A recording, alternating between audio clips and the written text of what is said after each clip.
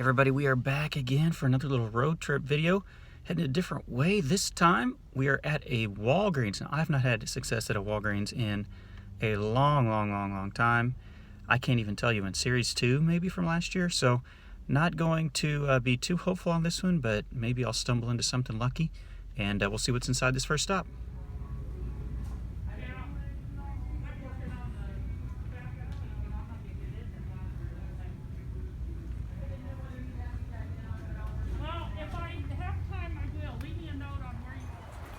Alright guys, Walmart is up next. Let's see what they got.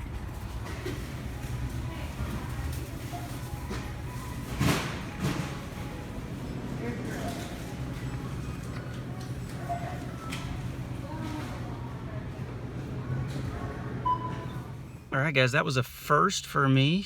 A first time seeing a sign that said sports cards are being held at a different area in a Walmart. And so I went to the service desk and they had just baseball, and so I picked up a couple of hanger boxes of Series 1. I was really hoping they might have some basketball laying around, but there was a limit of 2, so I grabbed 2 of those. It looked like they were keeping all their baseball, basketball. I bet even Pokemon back there. So we're here at the next stop. This is a flea market, one of the biggest ones in the area, one of the most well-known. So some of y'all that are in the Kansas City area may recognize this one. Every once in a while I go up here and look for some good rookie cards or just baseball cards. There's a lot of sports card vendors in here.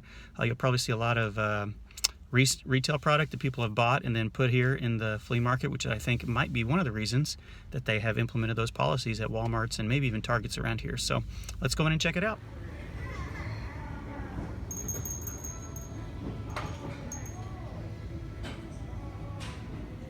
Some cool cards in here.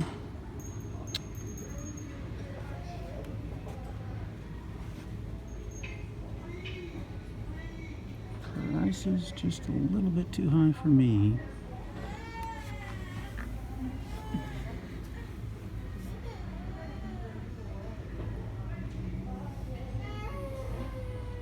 It's the Tatis complete set rookie, $65. Luis Robert rookie debut chrome for $7.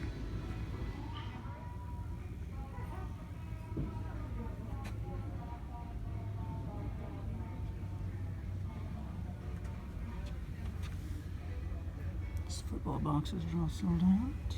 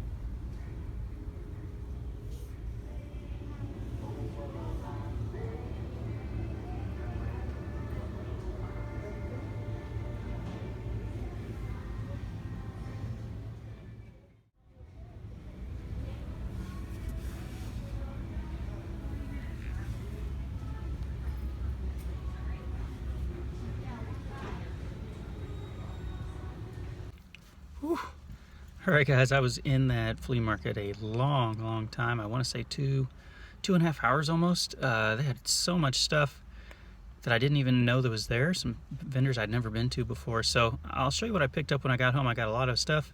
I'm here at Target. We'll see if they have anything in this area. I haven't had luck in a Target in a long time, but I've been seeing where they've changed their policy and now all Targets are limiting the cards or moving them behind the desk or something. So maybe we'll see if there's anything left in here. Who knows though? We'll find out when we go in.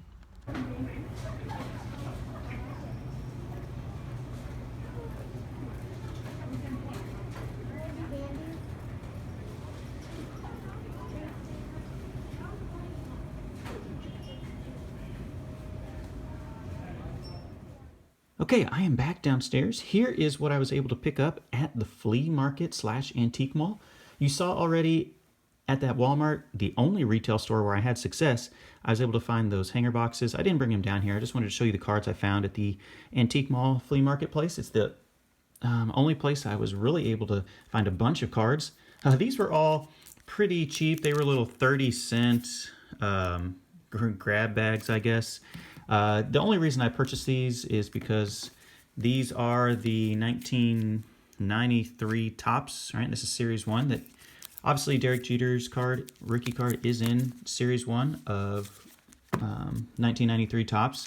Now, the chances of it being in here are very slim, but I figured, hey, for 30 cents a piece, it was worth a shot. And it wasn't like the vendor who had a booth where I found these cards was like all baseball cards. It was just kind of weird that the baseball cards were even there. They had a whole bunch of other stuff, and it wasn't a baseball-only booth. It was actually everything except for baseball cards. So maybe that person just randomly put a Jeter rookie in there. Hardly possible, but you never know. So here are the cards I picked up from the main actual vendors here. The first one is one you've seen me go to quite a bit. Usually has a lot of good rookies, Bowmans. You saw he had quite a few of the first Bowmans, but prices were all pretty decent, but I did pick up a few, but not too many. This Griffey Topps Gold, I mean, you can't beat these Topps Gold cards from the mid-90s. Measures of greatness for Griffey. This one, he had a ton of Jeter cards. I'm not a big Jeter collector, but I thought this one just really had a nice shine to it. 21st Century Topps on the back. That gives you a year of 1999 for Derek Jeter there. This one was just really cool. I was kind of feeling vintage this time, so I don't really know why it was going that way. This is a sticker card collection from Topps Heritage from 2013. Here's a Mickey Mantle. Topps used to have Mickey Mantle as card number 7 up until, you see the 7 right up there, for quite a few years there in the late 1990s, mid 2000s. This is 2009. Topps, just a cool photo. Here's a first Bowman Chrome refractor of Scott Kingery, who's kind of been a super sub utility player all over the place for the Phillies, but I have a lot of confidence in Scott Kingery, so I picked that one up. Here's a Willie Mays. I just thought this was a cool photo. Stadium Club Ultra Pro Willie Mays card. There's a few, I think, different poses he has in that set. This one, Vladimir Guerrero Sr. It just has this weird, I don't know if that's Chinese or Japanese or Korean writing at the top. And this is actually called Characteristics. It's really hard to see, but this says Characteristics going across here. And this is from Flea. And I just thought it was a really neat looking card. Obviously not cut like a regular card with the rounded corners. Just a really cool looking card, I thought, for Flea. Flea Futures of 2001, Vladimir Guerrero. So I just thought that one looked pretty neat. There's a Frank Thomas Bowman rookie card. I don't have that one, at least to my knowledge. This one I grabbed from my buddy Kevin McLeod, who is a big Chipper Jones fan, and I found that one for him. And here's another Chipper Jones, Flair Metal Universe. I'll be picking up some more Chippers, and then I'll be sending some off to Kevin because he's been so kind to send me some cards. Here's one of the other first Bowman Chromes. This guy, Jonathan India, has done really well this spring, and has a very good chance of breaking camp with the big league club, with the Cincinnati Reds. So this Jonathan India, I believe he was a college player at the University of Florida. Here's another first Bowman Chrome of Alek Thomas. I don't know a lot about Alek Thomas, but I know he's got a pretty good prospect pedigree, so I figured I'd take a chance on that one. I didn't really collect cards back then. I think that's 2017 or 2018 Bowman. And then the iconic 1986 Barry Bonds Topps traded. Actually, you know what? I got two from this collection. There's the Bo Jackson with the Barry Bonds, probably the two top cards in the 1986 set. You can see for $5 a piece, and obviously the edges, there's white, whiting up here at the top of the Barry Bonds card, and you're going to see that on all these, and the centering obviously isn't amazing. I tried to get the best version. I think this was the only Bonds that there were, or excuse me, I can't speak English today. The only Bonds that there was, and then there was a few versions of this Bo Jackson one. This one was the best one, at least that I thought. Centering obviously not perfect, but that's okay. And then maybe the best pickup, at least for the price, $5 for this refractor first Bowman Chrome of Trey Turner. Trey Turner has really shot up in value, I think, over the last 6 months to 9 months after he had that awesome season this past year for the Washington Nationals. So not many people maybe even realize he started his career with San Diego, but he did. And so there's the first Bowman Chrome of Trey Turner for $5, which I think might have been my best, at least, pickup in terms of value. All those other prices are probably pretty close to what you would pay if you found them out on eBay or wherever. And then the other vendor had a lot of just vintage cards, and so I'm trying to increase my vintage card collection. I hardly have any. Like I've said on my channel before, 1987 was when I first started collecting cards, and so I really don't have anything before that. Here's a Bob Lanier 1975, 1976 basketball card. Here's an iconic card in rough shape, obviously, but the Thurman Munson Topps Gold Cup card. I believe this is 1971. Oh yeah, it says right on the top there. 1971 Thurman Munson. Obviously, the condition of a lot of these is going to be pretty rough, but I was just looking more to pick up some cool vintage cards that I don't really have very many of. Richie Ashburn from 1956 Topps there for the Philadelphia Phillies. That's a really cool one. Richie Ashburn. And then Carl Erskine. He was a guy who still does through-the-mail autographs, man. He played with Jackie Robinson. Duke Snyder was his roommate, and he still does through-the-mail autographs. You can find his address out there. He'll handwrite you a note at his age. He's almost, 95 years old, 94 years old. And so anytime I have a chance to get a Carl Erskine card, I'm going to pick it up just because he's such a nice human being. If you go back in my videos, you'll see a video I posted last year where he handwrote me a note back. Here's a Willie Randolph rookie card, obviously there with the rookie infielders from 1976. Jerry Royster, I remember his name as well. Dave McKay sounds familiar. Don't really know how much of a playing career. He may have been a manager or a coach or something. There's a 1960 strikeout leaders for $1. I mean, you've got a Sandy Koufax card for $1, along with, this is Don Larson, I think, up on top. If I can't get it out of the sleeve. Yeah, or Don Drysdale, excuse me. You got Drysdale, Koufax for $1. I mean, I'll do that. Here's a Billy Williams for my Chicago Cubs fans, whether that's David M. or Baseball Lover, or Vintage Card Steve. Billy Williams from 1969. Obviously, centering is not the best, but that is okay. The first card I think I own from 1969 Topps. Here's another one, 1973 Willie Mays. Obviously, he ended his career here with the Mets, and that's not what he's most well known for, but my first Willie Mays card, it's like a legit, from his playing career days, 1973 Willie Mays, $15. Here's a George Brett card that was just $1 from 1981 Donruss. I didn't have that one. Had a couple random football cards from the game. I can't remember the name of these playing cards. Gale Sayers, a 7-yard gain, and then 1-yard loss for Bobby Bell, who's a Kansas City Chief in kind of the Ring of Honor in Arrowhead Stadium, if you ever watch a game in Kansas City. All-Star card here of Dick Allen and Hank Aaron from 1974 Topps. Trying to pick up some more Hank Aaron cards wherever I can. Don't really have very many of them. A random football rookie card of Michael Irvin for $1. Figured, hey, I used to collect that 1989 Topps set back in the day. Thought that was a pretty cool one. Here's one, 1963 Rookie Stars of Bob Bailey, Max Alvis, Ed Kranepool, and then Pedro Oliva, who I believe is Tony Oliva. Some of my fans there, subscribers who know more about that, I believe that's Tony Oliva.